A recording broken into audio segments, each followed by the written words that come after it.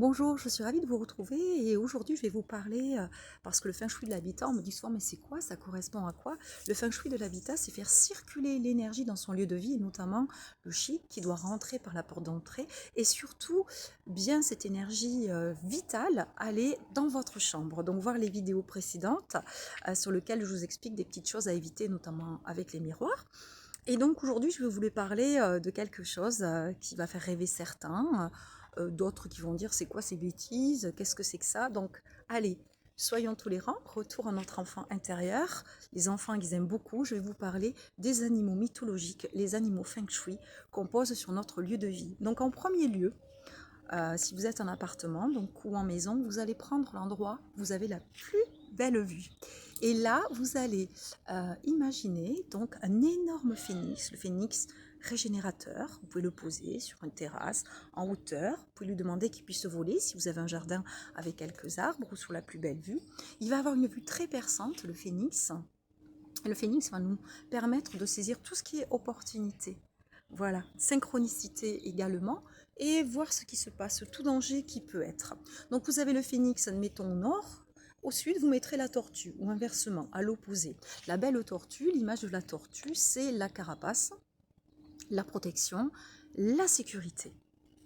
Ensuite, donc, vous avez donc le phénix, la tortue. Sur le côté gauche, vous positionnerez, il y a beaucoup de films qui sortent au cinéma, je sais qu'il y a des adolescents, je sais qu'il y a des adultes qui adorent ça aussi, sans compter les enfants, les dragons. Vous pouvez positionner un beau dragon, j'ai oublié de vous dire que vous pouvez leur donner des noms également. Et ensuite, face au dragon, vous pouvez donc positionner ce beau tigre magnifique. Alors imaginez, ils peuvent être énormes. Si vous êtes une maison et que vous avez ces mitoyens, vous posez carrément sur le rebord. Et le beau tigre aussi qui va symboliser la sécurité, la force, la protection. Alors attention à vos énergies. Ce ne sont pas des animaux qui sont agressifs, qui sont là en violence. Ce sont une force douce. Voilà, c'est la sécurité, c'est la stabilité. Voilà. Mais des fois, ça peut être sympa hein, quand on veut pas que certaines personnes viennent trop, ou que si on a des voisins qui font trop de bruit ou autre. Voilà. Et alors, le cinquième élément va se situer dans le sous-sol, au centre de la maison, en profondeur dans la terre. Je sais qu'il y en a qui ne l'aiment pas, mais je sais qu'il y en a qui en ont chez eux et qui les adorent. Ils ont mauvaise réputation, c'est les serpents. Le serpent de la sagesse. Le serpent qui va coordonner toutes les informations. Le serpent de la métamorphose. Le serpent de la mue. J'ai vu un truc super passer sur Facebook. On voyait un petit animal, alors type souris ou je sais plus, qui était très malin. Quand le serpent avait fait sa mue, il prenait la peau du serpent et il s'en mettait partout, il se frottait partout avec son corps. Ce qui fait que quand le serpent, le vrai serpent, hein, pas la peau cette fois-ci, passait devant son terrier, eh ben, il se disait oh, rien qu'à l'odorat, puisqu'ils ont une très mauvaise vue, les serpents, ah ben tiens, il y a un autre déjà serpent dans ce trou, donc j'y vais pas. Et il passait son chemin. Voilà, c'était un genre de jolie petite souris, alors je ne me souviens pas le nom, et dans quel pays, pour vous dire que les animaux sont très intelligents et très malins, parce que le monde des animaux, il n'est pas évident. C'est tu vis, tu meurs, t'es blessé, t'es isolé, etc.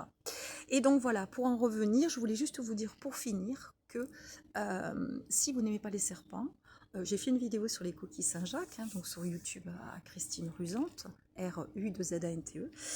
Comment on programme une coquille Saint-Jacques? On peut poser des tas de choses dessus, comment on peut la visualiser? Vous imaginez par la pensée, toujours par la voix pour occuper son mental, et vous dites, voilà, je pose une énorme coquille Saint-Jacques sous ma maison, sous mon jardin, qui va guider, qui va protéger, qui va coordonner Saint-Jacques-Compostelle, les chemins de Saint-Jacques, qui va me donner la vision et qui va coordonner avec tous ces animaux. Je voulais aussi vous dire que ce que j'ai appris également, c'est que malheureusement, quand il y a des petites choses négatives, nous on fait baisser l'auto-vibrateur de nos maisons. Quand vous êtes déprimé, quand il y a beaucoup de disputes, quand vous êtes malade, donc il faut y penser, attention à la mémoire des murs, les animaux peuvent s'écarter. Et comme on me disait, c'est vrai que c'est pas évident, vous avez besoin de cette protection, ces animaux. Alors ils s'écartent. Alors il suffit ensuite, c'est pour ça que moi en tant que consultante, en fait je suis de l'habitat, géobiologie, un accompagnement, et réflexologue aussi, bien sûr, quand on travaille avec une personne, on va voir les énergies subtiles, un petit peu tout ça, il peut y avoir des brèches, etc. Donc bien sûr, on colmate tout ça, la personne retrouve de son énergie, voire l'exercice de mise en lumière pour se détendre, pour être bien, on contrôle le taux vibratoire de la personne, et ça c'est primordial. Ça peut, ces énergies subtiles, en Asie, les défunts ils montent, ici c'est beaucoup plus compliqué. Ah, voilà, énergie yin, et nous, quand on baisse, ça peut arriver, voilà. Il y a pas, on n'est pas là pour être alarmiste à faire peur, il faut juste savoir que ça existe, c'est ce monde subtil de l'invisible auquel on ne croit pas.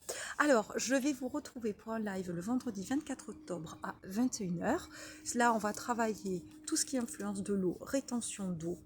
On va travailler pour se couper, comment gérer son mental, son stress, ses inquiétudes dans ce monde actuellement qui est très anxiogène, comment se recentrer. Et donc on va travailler avec la réflexologie, on va travailler sur des points du cerveau, comment évacuer l'eau, avec les pierres qui sont nos amis pour le sommeil, mais aussi pour la rétention d'eau.